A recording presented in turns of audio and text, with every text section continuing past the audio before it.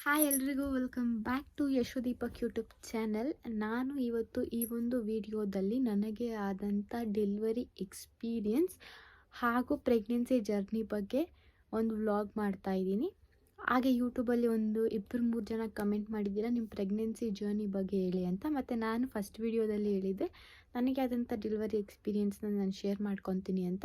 ಮತ್ತು ತುಂಬ ಕ್ಲಿಯರಾಗಿ ಮೆನ್ಷನ್ ಮಾಡ್ತಾಯಿದ್ದೀನಿ ನನಗೆ ಆದಂಥ ನನಗೇನು ಎಕ್ಸ್ಪೀರಿಯೆನ್ಸ್ ಆಯಿತೋ ಅದನ್ನೇ ನಾನು ಶೇರ್ ಮಾಡ್ಕೊತಾ ಇದ್ದೀನಿ. ಆಮೇಲೆ ನೀವೇನು ಕಮೆಂಟ್ ಮಾಡಬೇಡಿ, ಹಿಂಗೆ ಆಗಬೇಕಿತ್ತು, ಹಂಗಾಯ್ತಾ, ಇಲ್ಲ ಹಂಗೆ ಮಾಡಬೇಕಿತ್ತು, ನೀವ್ಯಾಕೆ ಹಿಂಗೆ ಹೇಳಿದ್ರಿ ಅಂತ. ಸೊ ತುಂಬ ಕ್ಲಿಯರಾಗಿ ಹೇಳ್ತಾ ಇದ್ದೀನಿ, ನನಗೇನು ಎಕ್ಸ್ಪೀರಿಯೆನ್ಸ್ ಆಯಿತೋ ಇಲ್ಲ ನಾನೇನು ಮಾಡಿದ್ದು ಅದನ್ನು ನಾನು ಈ ಒಂದು ವಿಡಿಯೋದಲ್ಲಿ ನಿಮ್ಗೆಲ್ಲರಿಗೂ ಹೇಳ್ತಾ ಇದ್ದೀನಿ. ನಾನು ಮದುವೆ ಆಗಿ ಒಂದು 3 ಮಂತ್ಸ್ಗೆ ನಾವು ಮತ್ತೆ ವಾಪಸ್ ಬ್ಯಾಂಗ್ಳೂರಿಗೆ ಬಂದ್ವಿ. ಅಲ್ಲೊಂದು ಮನೆ ಮಾಡಿಕೊಂಡು ಅಲ್ಲಿ ಸ್ಟೇ ಮಾಡ್ತಾಯಿದ್ವಿ. ಅಲ್ಲಿ ಬಂದು ಸ್ವಲ್ಪ ತಿಂಗಳಾದಮೇಲೆ ನನ್ನ ಪ್ರೆಗ್ನೆನ್ಸಿ ಕನ್ಫರ್ಮ್ ಆಯಿತು. ಸೊ ಆಮೇಲೆ ನಾವೆಲ್ಲರ ಹತ್ರ ಶೇರ್ ಮಾಡ್ಕೊಂಡ್ವಿ, ಅಂದರೆ ಅಪ್ಪ ಅಮ್ಮ ಅತ್ತೆ ಅವ್ರ ಹತ್ರ ಎಲ್ಲ ಶೇರ್ ಮಾಡ್ಕೊಂಡ್ವಿ. ಎಲ್ಲರೂ ಖುಷಿಪಟ್ಟರು. ಅಲ್ಲೇನಾಗಿತ್ತು ಅಂದರೆ ನಾವು ಮಾಡಿರೋ ಮನೆ ಬಂದು ಫುಲ್ ಟೆರೆಸ್ ಮೇಲೆ ಇತ್ತು. ತುಂಬ ಒಂದು 3-4 ಫ್ಲೋರ್ ಇತ್ತು. ನಮ್ಮದು 5ನೇ ಫ್ಲೋರ್ ಏನೋ ಇತ್ತು, ಅಷ್ಟು ಹತ್ತಬೇಕಿತ್ತು. ಮತ್ತು ಅಲ್ಲಿ ಫರ್ನಿಚರು ವುಡ್ಡು ಏನೂ ಹಾಕಿರಲಿಲ್ಲ. ಅಡುಗೆ ಮನೆ ಶೆಲ್ಫು ಅದು ಇದು ಏನೂ ಇರ್ತಾ ಇರಲಿಲ್ಲ. ಸೊ ಏನು ಮಾಡಬೇಕಂದ್ರೂ ಬಗ್ಗಿನೇ ಮಾಡಬೇಕಿತ್ತು, ಎಲ್ಲ ಕೆಳಗಡೆನೇ ಮಾಡಬೇಕಿತ್ತು. ಅದಕ್ಕೆ ಡಾಕ್ಟ್ರ್ ಹೇಳಿದರು ನಾನು ಜಾಸ್ತಿ ಬಗ್ಗಬಾರ್ದು ಮತ್ತು ಜಾಸ್ತಿ ವೆಯ್ಟ್ ಎತ್ತಬಾರ್ದು ಆ ಥರ ಎಲ್ಲ ಹೇಳಿದರು. ಅಂದ್ರೂ ನಾನು ಸ್ವಲ್ಪ 5 ಮಂತ್ಸ್ ತಡ್ಕೊಬಂದೆ, ಇಲ್ಲ ನನ್ನ ಕೈಲಾಗುತ್ತೆ ನಾನು ಮಾಡ್ತೀನಿ ಅಂತ. ಆಮೇಲೆ ದೀಪಕ್ ಅಂದರು, ಇಲ್ಲ ನೀನು ಜಾಸ್ತಿ ಕಷ್ಟಪಡ್ತಾಯಿದ್ದೀಯಾ, ಊರಲ್ಲೇ ಎಲ್ಲ ಕೆಲಸ ಮಾಡ್ಕೊಂಡು ಊರಲ್ಲೇ ಆರಾಮಾಗಿರು, ಮತ್ತು ಪ್ರಾಬ್ಲಮ್ ಫೇಸ್ ಮಾಡೋದು ಸರಿ ಇರೋದಿಲ್ಲ ಅಂತ. ಆಮೇಲೆ ಅಲ್ಲಿ ಎಲ್ಲ ಕೆಲಸನೂ ಮಾಡ್ತಾಯಿದ್ದೆ. 9 ಮಂತ್ಸ್ವರೆಗೂ ನಾನು ಎಲ್ಲ ಕೆಲಸನೂ ಮಾಡ್ತಾಯಿದ್ದೆ. ನಾನು ನಿಮಗೇನು ಸಜೆಸ್ಟ್ ಮಾಡ್ತೀನಿ ಅಂದರೆ, ನಿಮಗೆಲ್ಲ ಅನಿಸುತ್ತೆ ನನ್ನ ಕೈಯಲ್ಲಿ ಮಾಡೋಕ್ಕಾಗುತ್ತೆ ಅಂತ, ಆ ಟೈಮಲ್ಲಿ ಮಾತ್ರ ಮಾಡಿ. ಇಲ್ಲ ನನ್ನ ಕೈಯಲ್ಲಿ ಮಾಡೋಕ್ಕಾಗ್ತಾಯಿಲ್ಲ, ಯಾರೋ ಫೋರ್ಸ್ ಮಾಡ್ತಾಯಿದ್ದಾರೆ ಮಾಡಲೇಬೇಕು ಆ ಥರ ಅಂತೂ ಖಂಡಿತವಾಗ್ಲೂ ಮಾಡೋಕ್ಕೆ ಹೋಗ್ಬೇಡಿ. ಏನಾದರೂ ಹೆಚ್ಚು ಕಮ್ಮಿ ಆಗೇ ಆಗುತ್ತೆ. ಬಟ್ ನನಗೆ ಆ ಥರ ಏನೂ ಆಗ್ತಾ ಇರಲಿಲ್ಲ. ನಾನು ಎಲ್ಲ ಕೆಲಸನೂ ಮಾಡ್ತಾಯಿದ್ದೆ. ಮತ್ತು ನಂಗೆ ಸೈಲೆಂಟಾಗಿ ಕೂತ್ಕೊಳ್ಳೋದು ಫಸ್ಟ್ ಆಫ್ ಆಲ್ ಇಷ್ಟನೇ ಇಲ್ಲ. ಎಲ್ಲ ಕೆಲಸನೂ ನಾನು ಮಾಡ್ತಾಯಿದ್ದೆ. ತಿಂಗಳಿಗೆ ಒಂದ್ಸತಿ ಅಂದರೆ ಮಂತ್ಲಿ ಒನ್ಸ್ ನಾವು 5 ಮಂತ್ಸ್ವರೆಗೂ ಇಲ್ಲೇ ಬ್ಯಾಂಗ್ಳೂರಲ್ಲೇ ಇದ್ನಲ್ಲ. ಸೊ ಹಂಗೆ ಹತ್ರನೇ ಇದ್ದರು ಡಾಕ್ಟ್ರು. ಸೊ ಅವ್ರ ಹತ್ರ ಹೋಗಿ ಚೆಕಪ್ ಮಾಡಿಸ್ಕೊಂಡು ಸ್ಕ್ಯಾನಿಂಗ್ ಎಲ್ಲ ಮಾಡಿಸ್ಕೊಂಡು ಬರ್ತಾಯಿದ್ವಿ. ನಾನು ಊರಿಗೆ ಹೋದ್ಮೇಲೆ ಮಂತ್ಲಿ ಒನ್ಸ್ ಅಂದರೆ ದೀಪಕ್ಗೆ ಪೇಮೆಂಟ್ ಆಗೋ ಕರೆಕ್ಟ್ ಟೈಮ್ಗೆ 31ನೇ ತಾರೀಕೇನೋ ಅವ್ರ ಪೇಮೆಂಟ್ ಆಗುತ್ತೆ. ಸೊ 31 ಯಾವಾಗೂ ಸ್ಯಾಟರ್ಡೇನೇ ಆಗ್ತಿತ್ತು. ಅದು ಊರಲ್ಲಿ ಇರ್ತಿದ್ರು. ಸೊ ಮಂಡೇ ಕರ್ಕೊಬರೋರು. ಮತ್ತು ಮಮ್ಮಿ ಮನೇಲಿ 1 ಡೇ ಇದ್ದು ಆಮೇಲೆ ಸ್ಕ್ಯಾನಿಂಗ್ ಮುಗಿಸ್ಕೊಂಡು ಮತ್ತೆ ಊರಿಗೆ ಹೋಗುವೆ. ಹಿಂಗೆ ನಡೀತಿತ್ತು ಒಂದು 7 ಮಂತ್ಸ್ವರೆಗೂ. 7 ಮಂತ್ಸ್ ಆದಮೇಲೆ ಎಲ್ಲ ಚೇಂಜ್, ನನ್ನದು ಮುಖ ಎಲ್ಲ ಚೇಂಜ್ ಆಯಿತು. ಫುಲ್ ದಪ್ಪ ಆಯಿತು. ಮತ್ತು ಮೇಯ್ನ್ಲಿ ನಿದ್ದೆ ಇರ್ತಾ ಇರಲಿಲ್ಲ.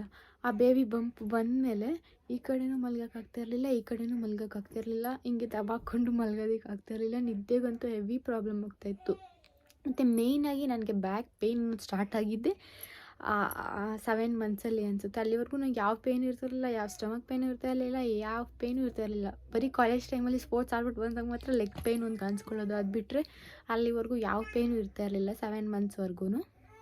ಮತ್ತು ನನಗೆ ಇನ್ನೊಂದು ಮೇಜರ್ ಪ್ರಾಬ್ಲಮ್ ಏನು ಕಾಣಿಸ್ಕೊಳ್ತು ಅಂದರೆ 7th ಮಂತಲ್ಲಿ ತುಂಬ ಅಂದರೆ ತುಂಬ ರೆಸ್ಟ್ಲೆಸ್ ಫೀಲ್ ಆಗ್ತಾಯಿದ್ದೆ. ಸುಮ್ಮನೆ ಮಲ್ಕೊಂಡಿದ್ರು ರೆಸ್ಟ್ಲೆಸ್ಸೇ ಫೀಲ್ ಆಗ್ತಾಯಿದ್ದೆ. ಬೆಳಗ್ಗೆಯಿಂದ ಸಾಯಂಕಾಲವರೆಗೂ ಮಲ್ಕೊಂಡೇ ಇರ್ತಾಯಿದ್ರು. 10 ಗಂಟೆಗೆ ಮಲ್ಕೊತಿದ್ನಲ್ಲ, 10 ಗಂಟೆ ಮಲ್ಕೊಂಡು 4 ಗಂಟೆಗೆ ಎದ್ದರೂ ಮಲ್ಕೊಂಡೇ ಇರ್ತಾಯಿದ್ದೆ. ಆದರೂ ಟಯರ್ಡ್ ಫೀಲ್ ಆಗೋದು, ಯಾಕೆ ಅಂತ ಗೊತ್ತಿಲ್ಲ. ಅದಾದಮೇಲೆ ಇನ್ನೇನು ಮಮ್ಮಿ ಅವರು ಡೆಲಿವರಿ ಮಾಡಿಸ್ತಾರೆ ಅಂದ್ಬಿಟ್ಟು ಒಂದು 2-3 ಹಾಸ್ಪಿಟ್ಲಿಗೆ ತೋರಿಸ್ಬೇಕು ಅಂದ್ಬಿಟ್ಟು ನಾನು ಮಮ್ಮಿ ಮನೆಗೆ ಬಂದೆ. ಒಂದು 8th ಮಂತಲ್ಲೇನೋ ಮಮ್ಮಿ ಮನೆಗೆ ಬಂದು 2 ಹಾಸ್ಪಿಟ್ಲಲ್ಲಿ ರಿಜಿಸ್ಟರ್ ಮಾಡಿಸ್ಬಿಟ್ಟು ಅಲ್ಲೆಲ್ಲ ಚೆಕಪ್ ಮಾಡಿಸ್ಕೊಂಡು ಬಂದ್ವಿ. ಆಮೇಲೆ ಯಾವ ಹಾಸ್ಪಿಟ್ಲು ಅಂತ ಡಿಸೈಡ್ ಏನೂ ಮಾಡ್ಕೊಂಡಿರಲಿಲ್ಲ. ಬಟ್ ನನ್ನ ಮೈಂಡಲ್ಲಿ ಒಂದಿತ್ತು. ಸೊ ಅದಕ್ಕೆ ಒಂದಕ್ಕೆ ಫಿಕ್ಸ್ ಆಗಿದ್ವಿ. ಅದಾದಮೇಲೆ ಶ್ರೀಮಂತನ ಎಲ್ಲ ಮಾಡಿಬಿಟ್ಟು ಮನೆಗೆ ನಮ್ಮ ಅಮ್ಮ ಮನೆಗೆ ಕರ್ಕೊಬಂದರು. ಮನೆಗೆ ಕರ್ಕೊಬಂದು ಒಂದು 15 ಡೇಸ್ಗೇನೋ ಶ್ರೀಮಂತನ ಮಾಡಿಬಿಟ್ಟು 10 ಮಂತ್ಸಿಗೆ ಬಿದ್ದುಬಿಟ್ಟಿತ್ತು. 10 ಮಂತ್ಸಿಗೆ ಬಿದ್ದುಬಿಟ್ಮೇಲೆ ಇನ್ನು 4 ಡೇಸ್ ಇತ್ತು. ನಾವು ಇನ್ನೂ 1 ವಾರ ಇತ್ತು. ಆ್ಯಕ್ಚುಲಿ 1 ವಾರ ಇರಬೇಕಾದಾಗ ಹೋಗಿ ಚೆಕಪ್ ಮಾಡಿಸ್ಕೊಬಂದು ಏನು ಫಸ್ಟೇ ಅಡ್ಮಿಟ್ ಆಗಬೇಕಾ, ಇಲ್ಲ ಪೇಯ್ನ್ ಬಂದಾಗ ಅಡ್ಮಿಟ್ ಆಗಬೇಕಾ ಅಂತ ಎಲ್ಲ ನೀಟಾಗಿ ಕೇಳಿಕೊಂಡು ಬಂದಿದ್ದೆ. ಅವರಂದರು ನೆಕ್ಸ್ಟ್ ವಾರ ಸ್ಯಾಟರ್ಡೇ ಹೋಗಿದ್ದೆ ಚೆಕಪ್ಗೆ, ಮಂಡೇ ಬನ್ನಿ ನೋಡೋಣ ಅಂತ ಹೇಳಿದರು. ಮಂಡೇ ಬನ್ನಿ ಅಂತ ಹೇಳಿದ್ರಲ್ಲ. ಸೊ ಮಂಡೇ ನಾನು ಹೋಗಿದ್ದೆ. ಮತ್ತು ಚೆಕಪ್ ಮಾಡಿಸ್ಕೊಂಡೆ, ನೀರು ಎಷ್ಟಿದೆ ಅಂತ ಚೆಕ್ ಮಾಡಿದ್ರು.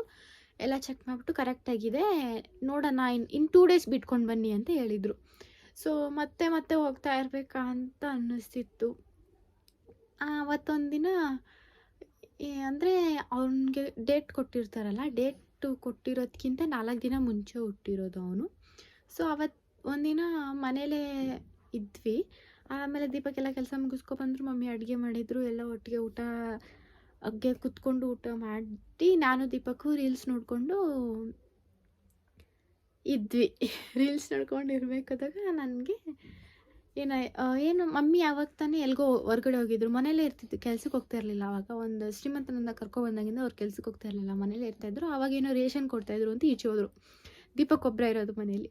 ಆ ಟೈಮಲ್ಲಿ ನನಗೆ ನೀರು ಹೋಯ್ತು ಮನೇಲೆ. ನನಗೆ ಅದೆಲ್ಲ ಗೊತ್ತಿರಲಿಲ್ವಲ್ಲ, ಫುಲ್ ಭಯ ಫುಲ್ ಭಯ ಆಗ್ತಾಯಿತ್ತು. ನಮ್ಮ ಅಮ್ಮನೂ ಇಲ್ಲ, ಮತ್ತು ಪಕ್ಕದ ಮನೆ ಅಂದರೆ ನಮ್ಮ ಚಿಕ್ಕಮ್ಮನೂ ಇಲ್ಲ, ಇಬ್ಬರು ರೇಷನ್ ತೊಗೊಬರೋಕ್ಕಂತ ಹೋಗಿದ್ದಾರೆ. ಮನೇಲಿರೋದು ದೀಪಕ್ ಒಬ್ಬರೇ. ನನಗೆ ಅದು ಫೀಲ್ ಆಗಿದ ತಕ್ಷಣ ನಾನು ಹೇಳಿದೆ ದೀಪಕ್ ಹಿಂಗೆ ಆಗಿದೆ, ಹಾಸ್ಪಿಟ್ಲಿಗೆ ಹೋಗಬೇಕು ಅಂತ. ಅಷ್ಟೊತ್ತಿಗೆ ದೀಪಕ್ಗೆ ಫುಲ್ ಕೋಪ. ನಮ್ಮಮ್ಮ ಇಷ್ಟು ದಿನ ಅಂದರೆ ರಜಾ ಹಾಕ್ಕೊಂಡು ಇದ್ದರು. ಆ ಟೈಮಲ್ಲಿ ನೋಡಿ ಹಂಗಂಗೆಲ್ಲ ಆಗುತ್ತೇನೋ. ರೇಷನ್ ತೊಗೊಬರೋಕ್ಕಂತ ಹೋಗಿದ್ರು. ಅವ್ರು ಹೇಳಿರಲಿಲ್ಲ, ಫೋನು ಎತ್ಕೊಂಡು ಹೋಗಿರಲಿಲ್ಲ ಆ ಟೈಮಲ್ಲಿ. ಏನು ಮಾಡಬೇಕಂತ ಗೊತ್ತಾಗ್ತಾಯಿಲ್ಲ. ಮೇಲೆ ಇರ್ಬೋದೇನೋ ಹೋಗು ಅಂತ ಕಳಿಸ್ದೆ. ಮೇಲೇನೂ ಇರಲಿಲ್ಲ. ಇಬ್ಬರೂ ರೇಷನ್ ತೊಗೊಬರೋಕ್ಕಂತ ಹೋಗಿದ್ರು. ಅವ್ರ ಹಸ್ಬೆಂಡ್ ಹೇಳಿದ್ರು ರೇಷನ್ ತೊಗೊಬರೋಕ್ಕೆ ಹೋಗಿದ್ದಾರೆ ಅಂತ. ಆಮೇಲೆ ಫುಲ್ ಭಯ ಆಗ್ತಾಯಿದೆ. ಬಾಗ್ಲ ಹತ್ರ ಹೋಗಿ ನಿಂತ್ಕೊಬಿಟ್ಟಿದ್ದೀನಿ. ಆಮೇಲೆ ಮಮ್ಮಿ ರೇಷನೆಲ್ಲ ಎತ್ಕೊಬಂದರು. ಬಂದಿದ ತಕ್ಷಣ ನೋಡಿಬಿಟ್ಟು ಫುಲ್ ಗಾಬರಿ ಮಮ್ಮಿಗೆ. ಟೈಮ್ ಹೆಂಗೆ ಎಕ್ಸ್ಪ್ಲೇನೇ ಮಾಡೋಕ್ಕಾಗಲ್ಲ, ಅಷ್ಟು ಹಂಗಿರುತ್ತೆ. ಫುಲ್ ಗಾಬರಿ. ರಿಪೋರ್ಟ್ಸ್ ಎಲ್ಲ ಎತ್ಕೊಂಡ್ವಿ. ಏನು ಯಾವುದ್ಯಾವುದೋ ಬಟ್ಟೆ ಸಿಕ್ತು, ಎಲ್ಲ ಪ್ಯಾಕ್ ಮಾಡಿಕೊಂಡು 1-2 ನೈಟಿ ಎತ್ಕೊಂಡು ಹೋದ್ವಿ ಹಾಸ್ಪಿಟ್ಲಿಗೆ. ನಾವು ಹೋಗಿದ್ದು 5:30 ಹಂಗೆ. ನನಗೆ ವಾಟರ್ ಹೋಗಿದ್ದಕ್ಕೆ 5 o'clock ಹೋಗಿದ್ದಕ್ಕೆ 5:30 ಹಂಗೆ ನಾವು ಹಾಸ್ಪಿಟ್ಲಿಗೆ ರೀಚ್ ಆಗಿದ್ರಿ.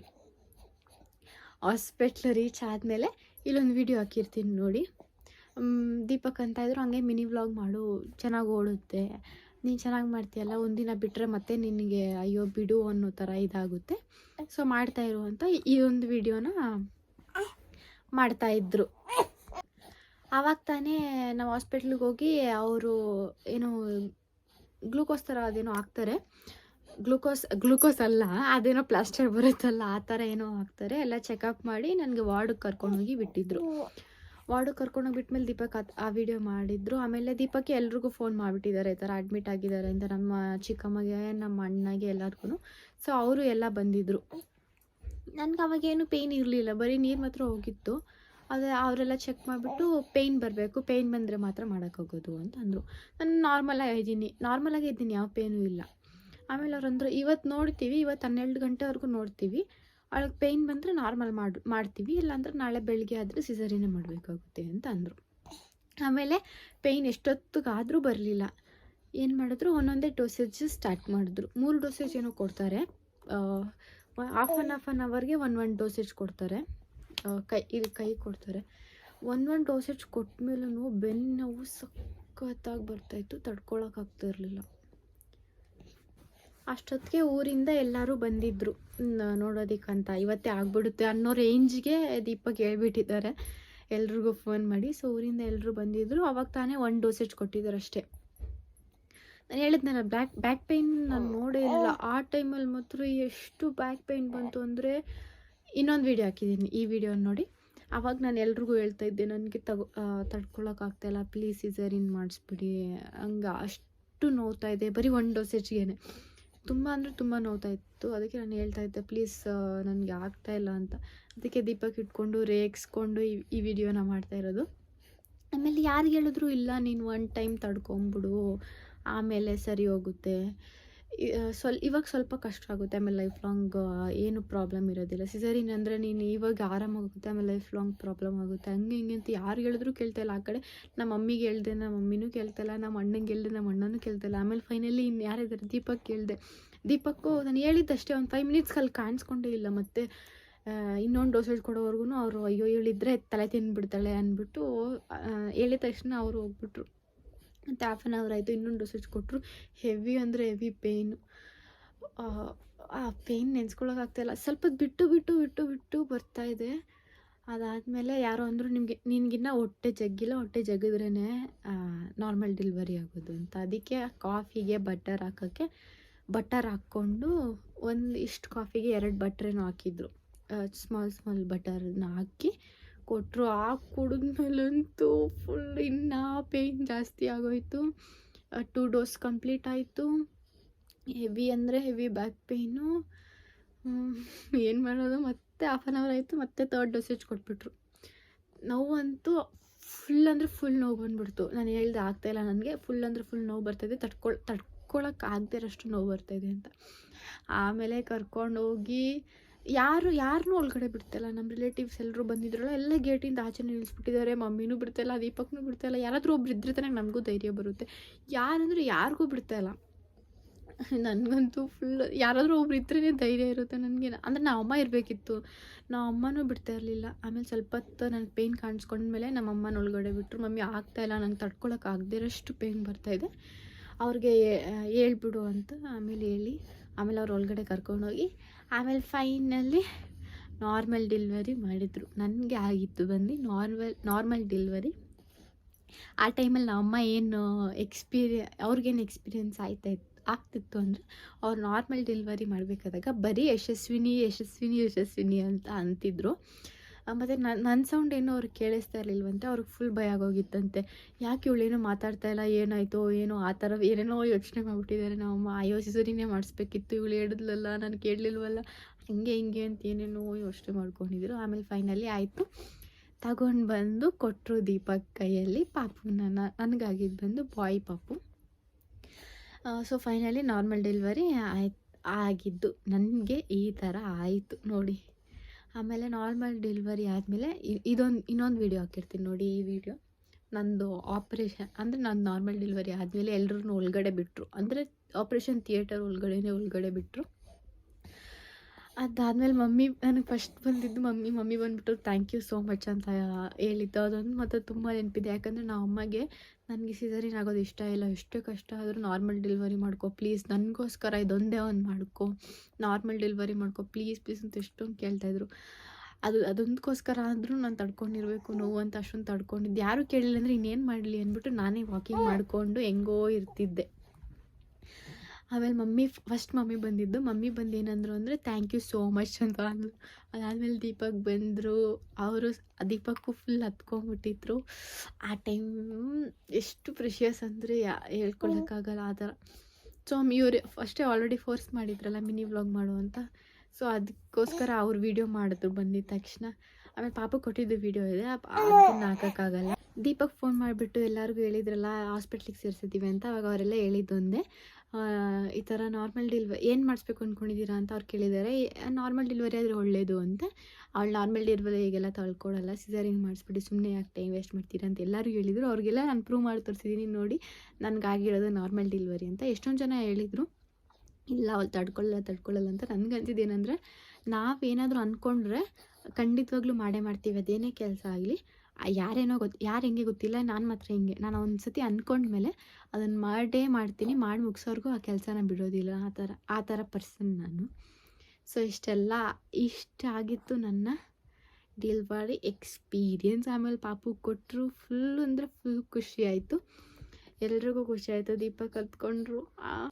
ಇದಾಗಿತ್ತು ನನ್ನ ಡೆಲಿವರಿ ಎಕ್ಸ್ಪೀರಿಯನ್ಸ್ ಹಾಗೂ ಪ್ರೆಗ್ನೆನ್ಸಿ ಜರ್ನಿ. ನಾನು ನಾರ್ಮಲಾಗೇ ಇದ್ದೆ ಪ್ರೆಗ್ನೆನ್ಸಿ ಜರ್ನಿಲಿ. ಏನೂ ಅಷ್ಟೊಂದು ಪ್ರಿಕಾಷನ್ ಎಲ್ಲ ತೊಗೊಂಡೇನಿಲ್ಲ. ನಾರ್ಮಲಾಗಿ ಒಂದು ಹೌಸ್ ವೈಫ್ ಏನು ಮಾಡ್ತಾರೋ ಡೈಲಿ ಅದನ್ನೇ ಮಾಡಿಕೊಂಡು 9 ಮಂತ್ಸ್ವರೆಗೂ ಅದನ್ನೇ ಮಾಡಿಕೊಂಡೇ ಇದ್ದೆ. ಮಮ್ಮಿ ಮನೆಗೆ ಬಂದಮೇಲೆ ಸ್ವಲ್ಪ ರೆಸ್ಟ್ ಅನ್ನೋದು ತೊಗೊಂಡೆ ಅಷ್ಟೇ. ಅದು ಬಿಟ್ಟರೆ 9 ಮಂತ್ಸ್ವರೆಗೂ ಎಲ್ಲ ಕೆಲಸ ನಾನು ಮಾಡ್ತಾಯಿದ್ದೆ. ಇದಾಗಿತ್ತು ನನ್ನ ಪ್ರೆಗ್ನೆನ್ಸಿ ಜರ್ನಿ ಹಾಗೂ ಡೆಲಿವರಿ ಎಕ್ಸ್ಪೀರಿಯನ್ಸ್. ನಿಮಗೆ ಈ ವಿಡಿಯೋ ಇಷ್ಟ ಆಗಿದರೆ ಲೈಕ್ ಮಾಡಿ, ಶೇರ್ ಮಾಡಿ, ಕಮೆಂಟ್ ಮಾಡಿ. ಹಾಗೆ subscribe to Yashu Deepak YouTube channel. Bye, next ವಿಡಿಯೋದಲ್ಲಿ ಸಿಗುವ.